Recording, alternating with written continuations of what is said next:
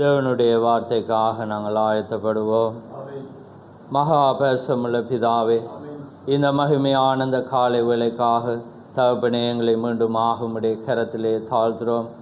ஆம் கர்த்தாவே, அதிகாலையில் தேடுகிறவன் என்னை கண்டடைவான் என்ற வண்ணமாக கர்த்தாவே, இந்த அதிகாலையிலே ஆண்டவரே உம்முடைய சமூகத்தை நாடி தேடி வந்த யாவரை நீர் காண்கிற தேவன்.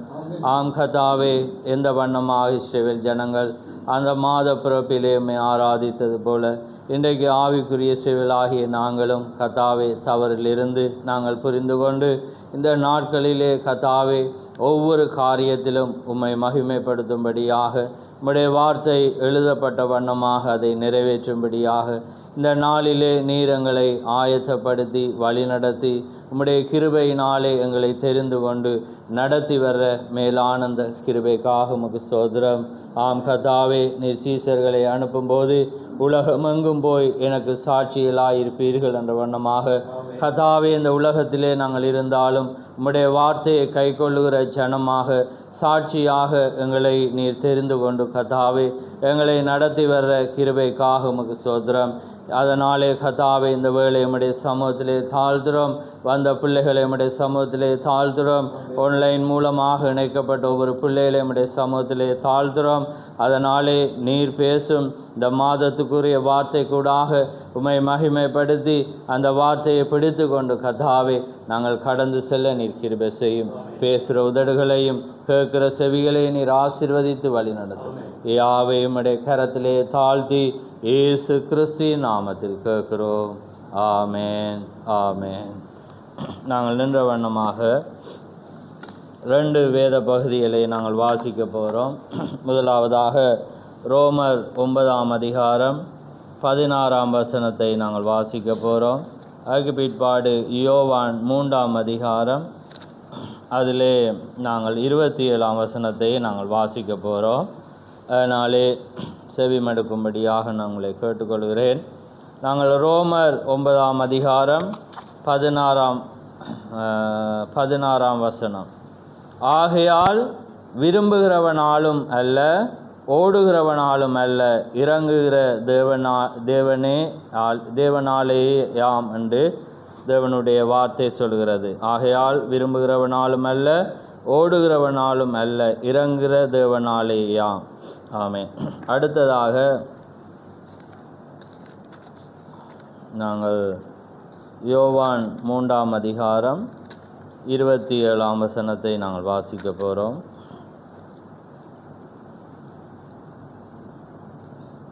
யோவான் பிரயுத்தரமாக, பரலோகத்திலிருந்து ஒருவனுக்கு கொடுக்கப்பட்டாலொழிய அவன் ஒன்றையும் பெற்றுக்கொள்ள மாட்டான். ஆமென். பரலோகத்திலிருந்து அங்கே கொடுக்கப்பட்டாலொழிய ஒருவனும் என்ன செய்ய மாட்டான், அதை பெற்றுக்கொள்ள மாட்டான் என்று அங்கே யோவான் சொல்கிறதை நாங்கள் வாசிக்கிறோம். ஆமென். அதனாலே யாவரும் அமர்ந்திருங்கள்.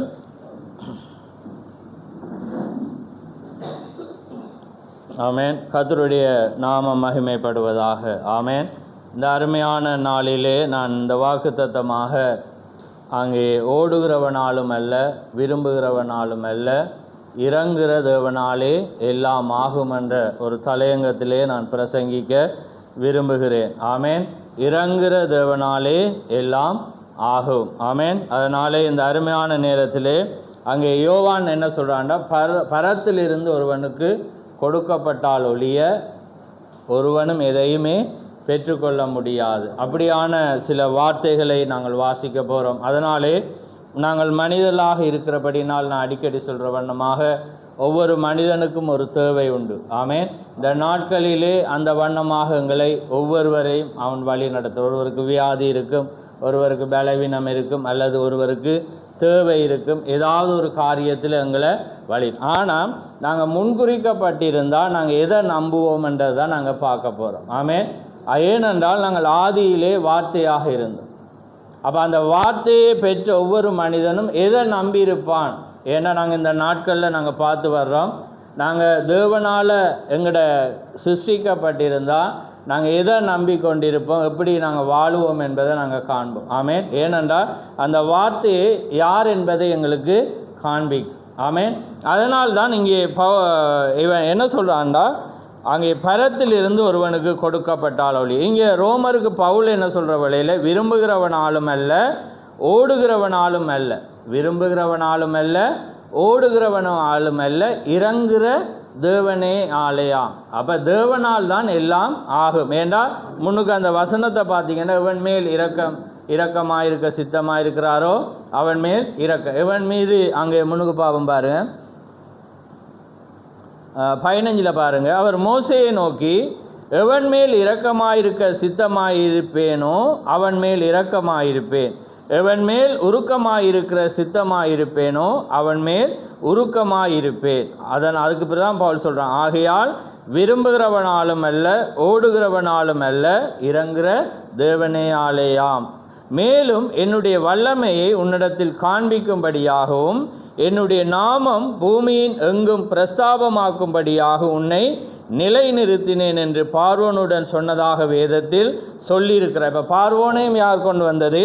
தேவன் தான். அப்போ அதனால தான் அவர் சொல்கிறார், விரும்புகிறவனாலும் அல்ல ஓடுகிறவனாலும் அல்ல, இறங்குகிற தேவனாலே எல்லாம் ஆகும். அப்போ பாருங்கள், ஒரு காரியத்தை பரத்திலிருந்து அங்கே கொடுக்கப்படுற வேளையில் தான் அது எல்லாமே அங்கே செய்யப்படுகிறது என்பதை நாங்கள் இன்றைக்கு வார்த்தை கூடாக பார்த்து நாங்கள் அவரை நம்பி ஜீவிப்போம். இப்போ நீங்கள் எடுங்க, இப்போ யாக்கோபு 1:17 எடுங்க.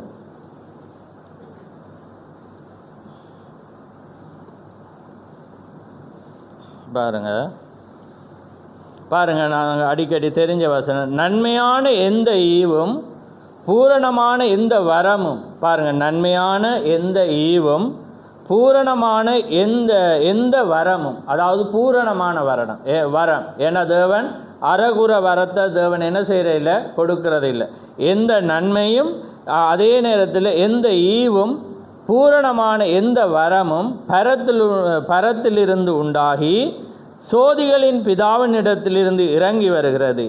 அவரிடத்தில் யாதொரு மாறுதலும் யாதொரு வேற்றுமையும் இல்லை, யாதொரு மாறுதலும் இல்லை வேற்றுமையும் இல்லை. ஏனென்றால் அது எங்கேருந்து வருது? பரத்திலிருந்து வருது. அப்போ அடுத்தது பாருங்கள், யாக்கோபு 3க்கு பிறகு நாங்கள் அதையும் வாசித்து செய்திக்கு நாங்கள் போவோம். பாருங்கள், யாக்கோபு 3:15 நாங்கள் வாசிப்போம்.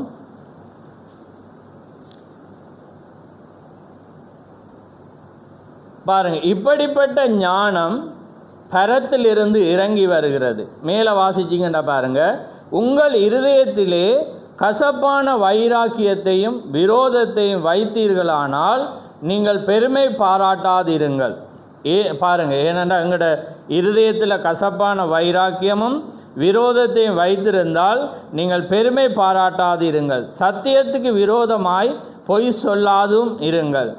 இப்படிப்பட்ட ஞானம், பாருங்கள், இப்படிப்பட்ட ஞானம் பரத்திலிருந்து இறங்கி வருகிற ஞானமாயிராமல். அப்போ அது பரத்திலிருந்தால் வந்தது இல்லை. அப்போ பாருங்கள், பரத்திலிருந்து இறங்கி வருகிற ஞானமாயிராமல் லௌகீத சம்பந்தமானதும் ஜென்ம சுபாவத்துக்குரியதும் பேய்த்தனத்துக்கு அடுத்ததுமாய் இருக்கிறது. அப்போ பாருங்கள், இது எப்படி பேய்த்தனத்துக்கு அடுத்தது? ஜென்ம சுபாவம். ஏன்னா நாங்கள் தாயின் கற்பத்தில் பிறக்கிற வேளையில் எங்களுக்கு ஜென்ம சுபாவம் இருக்குது. ஆனால் நாங்கள் பரத்திலிருந்து பிறக்கிற வேளையில் தான் தேவனுடைய பரத்தின் ஞானம் எங்களுக்கு வரும். அப்போ பாருங்கள், அப்போ அது இருக்கிறது. பேய்த்தனத்துக்கும் அடுத்தது வைராக்கியமும் விரோதமும் எங்கே உண்டோ அங்கே கலகமும் சகல துச்செயலும் உண்டு. 17 பாருங்கள், பரத்திலிருந்து வருகிற ஞானமே முதலாவது, கவனிங்க, பரத்திலிருந்து வருகிற ஞானமே முதலாவது சுத்தமுள்ளதாயும் பின்பு சமாதானமும். பாருங்கள், முதல் எப்படி சுத்தம் உள்ளது, அடுத்தது பாருங்கள் சமாதானம், அடுத்தது பாருங்கள் சாந்தம், அதுக்கு பிறகு இணக்கம் உள்ளதாய் சாந்தம் இருக்கிறது, அதுக்கு பிறகு இணக்கம் உள்ளதாய் இருக்கிறது. அடுத்தது இரக்கத்தாலும் நற்கனியினாலும் நிறைந்ததுமாய் பட்சபாதம் இல்லாததாயும் மாயமற்றதுமாய் இருக்கிறது. அப்போ பாருங்கள், இப்போ நாங்கள் இந்த நாட்களில் எங்களோட ஞானம் எங்களுக்குள்ளாக இருக்கிற தன்மை எங்கேருந்து வந்ததுன்னு பார்க்கணும். அப்போ நாங்கள் பரத்திலிருந்து வந்தால் தான் நாங்கள் இப்போ பார்க்க போகிற இந்த வார்த்தையை நாங்கள் நம்புவோம்.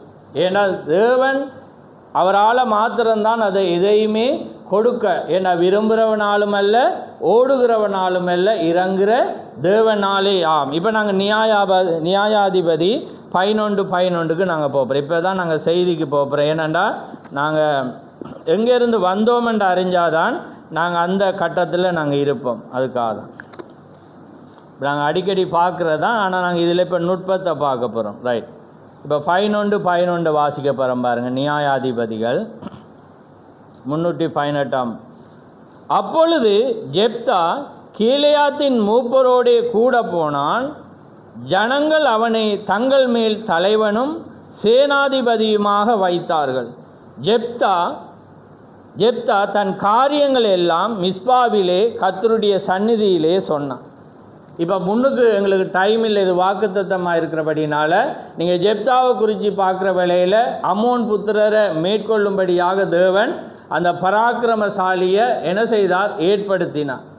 ஆனால் அந்த ஜனங்கள் என்ன செய்தார்கள் என்றால், அவங்க இவனை தள்ளுறாங்க. நீ பிறந்த முறை வித்தியாசம், நீ எங்களுக்கு என்ன செய்யலாது? அதிகாரியாக வரையலான். ஆனால் அவன் பராக்கிரமசாலின்னு தெரியும். அப்போ அதுக்கு பிற்பாடு என்ன செய்கிறாங்கன்னா, அம்மோன் புத்திரர் இஸ்ரவேலை மேற்கொள்கிற வேளையில் இவங்க என்ன செய்கிறாங்கன்னா, ஜெப்தாவை மூப்பர் எல்லாமே அழைக்க வாரான். அப்போ அழைக்க வர்ற வேளையில் அவன் என்ன சொல்கிறானண்டா, நீங்கள் தானே என்னை அனுப்பிவிட்டீங்க, நீங்கள் தானே எனக்கு, நீங்கள் அதை பார்த்தீங்கன்னா தெரியும், தேவையில்லை நீங்கள். ஏன்னா எப்பயுமே அவங்க வாராங்கன்னு ஒப்புரவாயில் நாங்கள் பார்த்தோம், இயேசு கிறிஸ்து பார்த்தோம். அந்த தீக்கரிசி பார்க்குறவளை ஒருவன் ரிஜெக்ட் பண்ணி கடந்து போனால் அவங்க மீண்டும் வரக்குள்ள இந்த கேள்வியை அவங்க ஏன் ரிஜெக்ட் பண்ணாங்கன்றதை தெரியப்படுத்துகிறான்.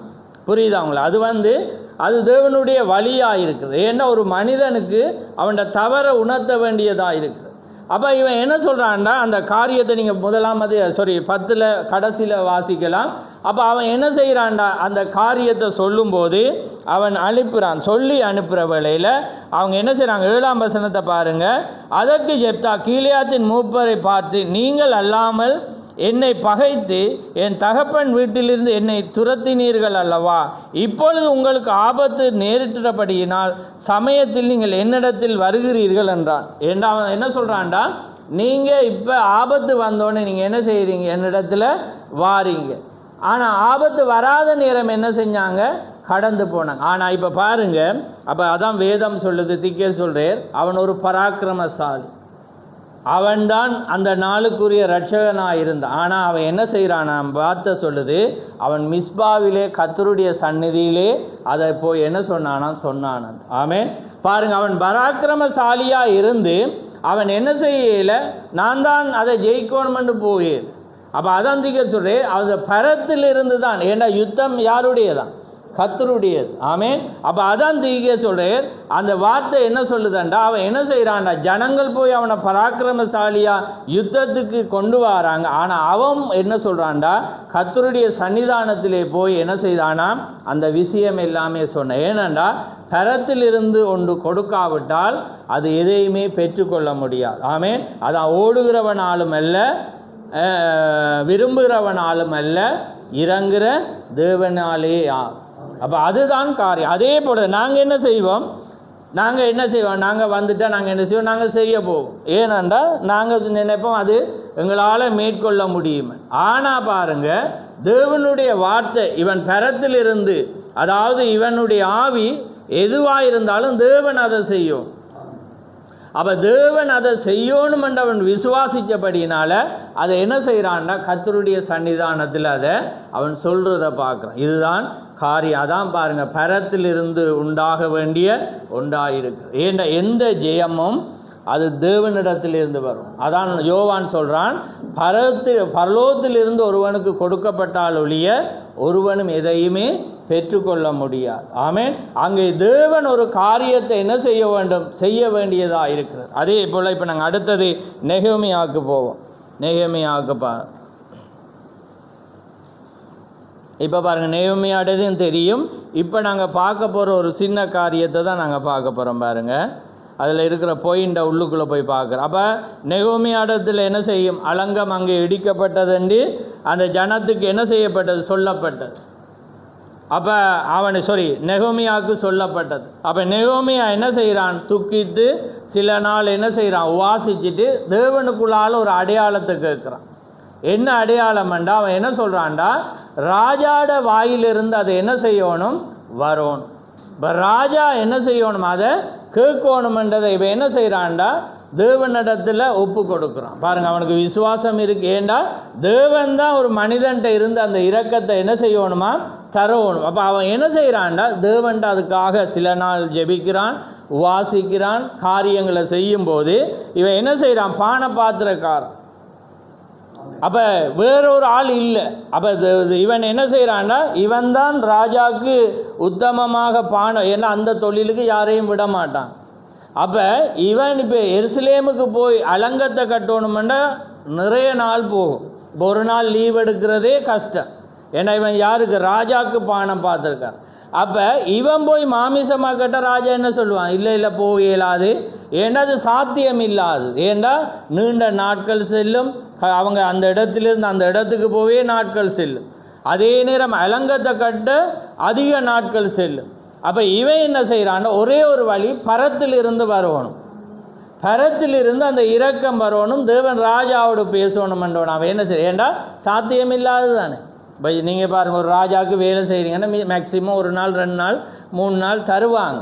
ஆனால் இது அப்படியா இல்லை, பான பாத்திரக்காரனுக்கு வேறொரு ஆளை விட மாட்டான். அப்போ இவன் என்ன செய்கிறான், அது துக்கமாக இருந்தோன்னே வாசிக்கிறான், தேவன்ட கேட்குறான், நீரே அந்த ராஜா மத்தியில் என்ன செய்யணும், இரக்கத்தை தரும். ஏன்னா ராஜா அனுமதி கொடுத்தா தான் அங்கே போகலாம்.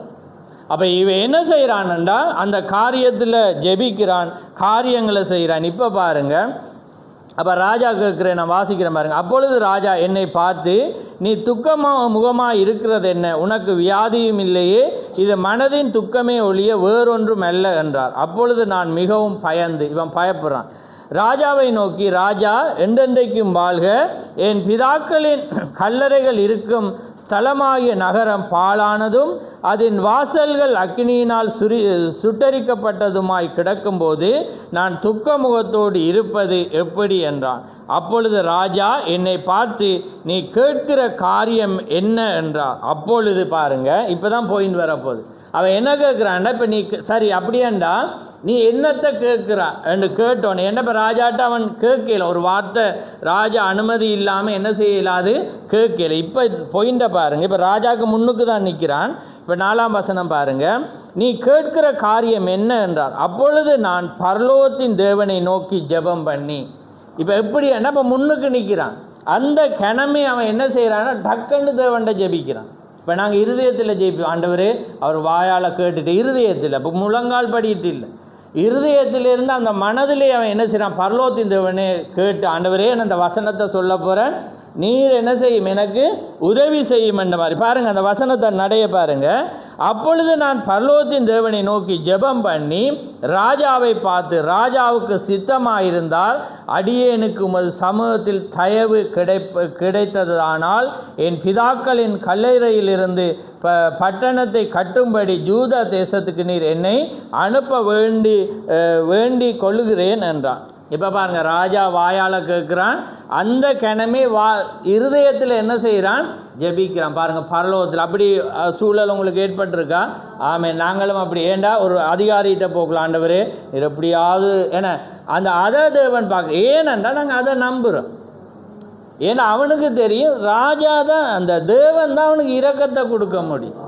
புரியுதா உங்களுக்கு? நான் அந்த அதோட நுட்பத்தை தான் உங்களுக்கு காட்டுறேன். ஏண்டா நாங்கள் எங்கிட்ட தலையங்கம் என்ன, விரும்புகிறவனாலும் அல்ல ஓடுகிறவனாலும் அல்ல, இறங்குற தேவனையாலே ஆகும், எல்லாம் ஆகும். அங்கே இவன் யோவான் என்ன சொல்கிறான், பரலோகத்திலிருந்து ஒருவனுக்கு கொடுக்கப்பட்டால் ஒழிய எதையும் அவன் பெற்றுக்கொள்ள முடியும். அப்போ நாங்கள் வார்த்தையாக இருந்தால், நாங்கள் தேவனை நம்பும்போது தேவன் எங்களுக்காக எதையும் செய்வோம். ஆனால் அந்த விசுவாசம் இருக்கும், அந்த வண்ணமாக நாங்கள் கிரியைக்கு கொண்டு வரோம். நாங்கள் என்ன செய்வோம் என்றால் தயவை பார்ப்போம், அந்த காரியத்தை பார்ப்போம். அப்போ அது என்ன செய்யாது, வராது. அப்போ அதுதான் வெளிப்பாட்டை தான் தீக்கர் சொல்கிறேன்.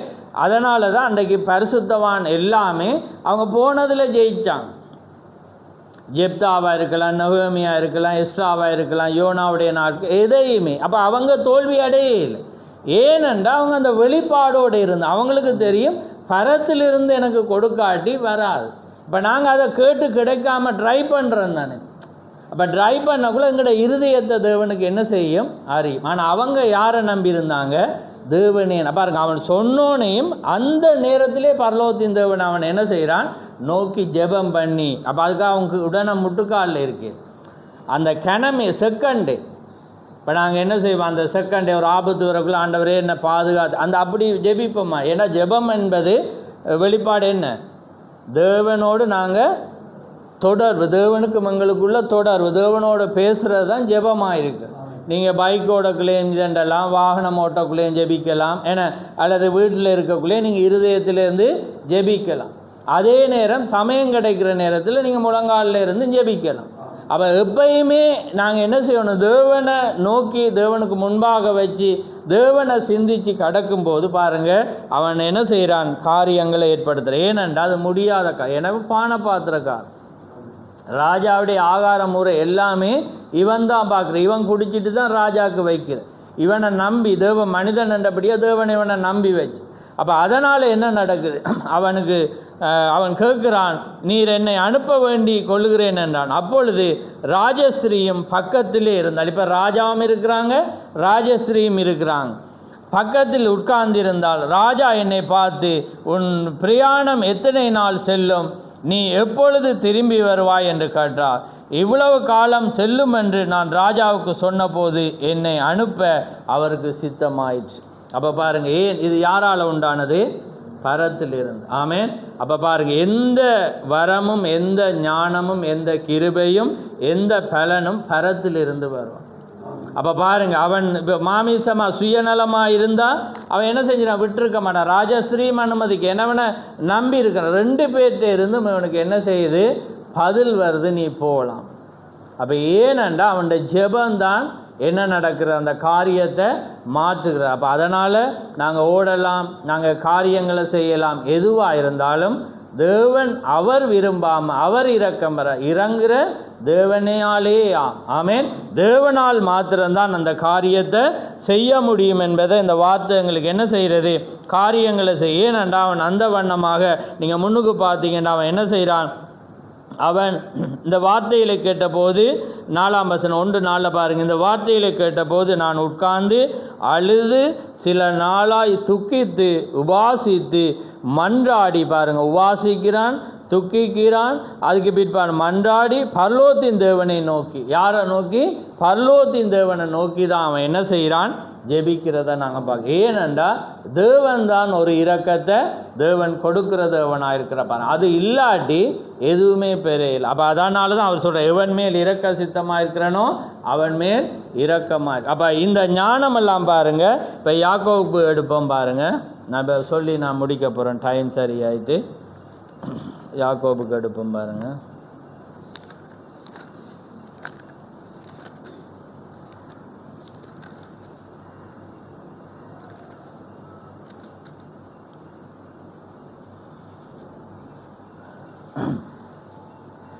பாருங்கள் 17 பாருங்கள். இப்போ வார்த்தையோட பாருங்கள். பரத்திலிருந்து வருகிற ஞானமே முதலாவது எப்படியாம்? சுத்தம் உள்ளது. அதாவது யாக்கோபு 3:17.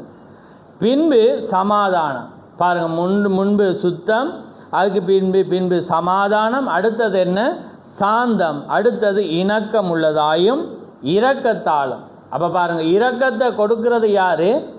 தேவன். நாங்கள் பரத்திலிருந்து பிறந்தால் எங்களுக்குள்ளால் என்ன இருக்கும்?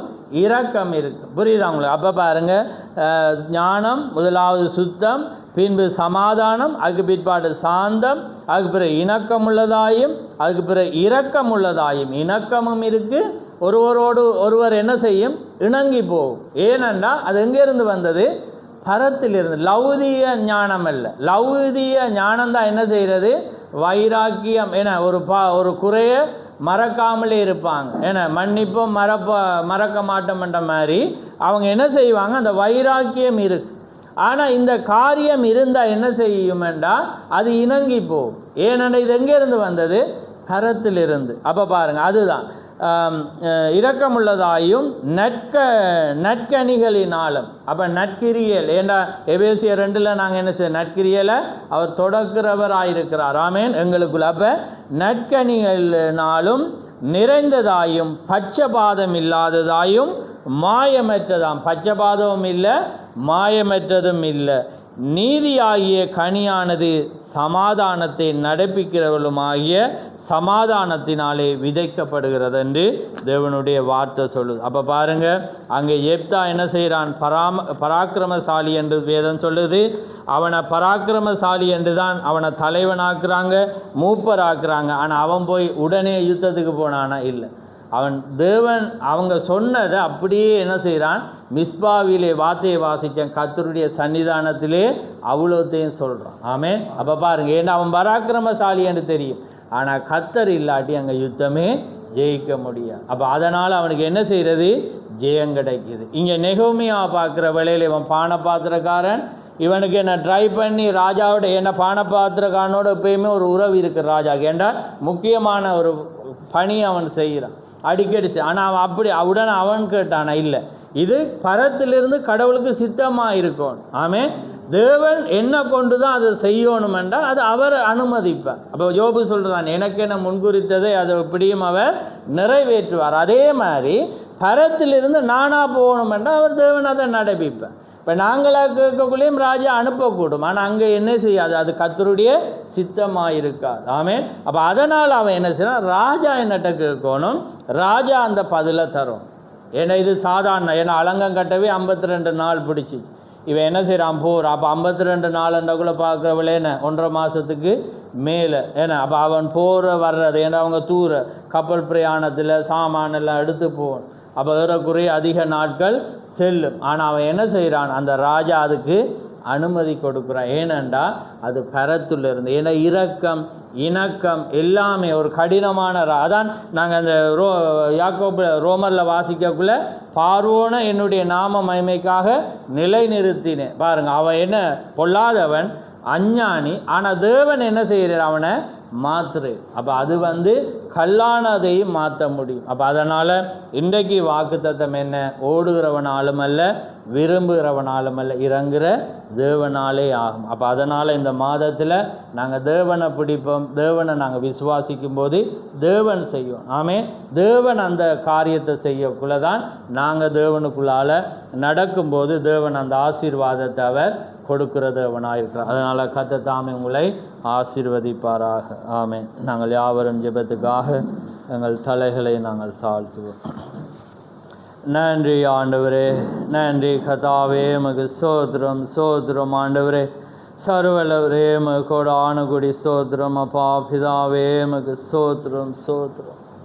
மகா பரிசுத்தமுள்ள பிதாவே, இந்த மகிமையான இந்த நேரத்துக்காக உமக்கு ஸ்தோத்திரம். ஆம் கர்த்தாவே, இந்த மகிமையான இந்த நேரத்திலே கர்த்தாவே ஒரு அழகான ஒரு வார்த்தையை பார்த்து கர்த்தாவே எங்களுக்கான ஜெயமும் எங்களுக்கான அந்த ஆசீர்வாதமும் எங்களுக்காக வர்ற பலனும் பரலோகத்திலிருந்து வருகிறது என்பதை இன்றைய நாளிலே நாங்கள் கண்டுகொள்ளவும் அதை நாங்கள் உறுதிப்படுத்தவும் நீ செய்த கிருபைக்காக உமக்கு ஸ்தோத்திரம்.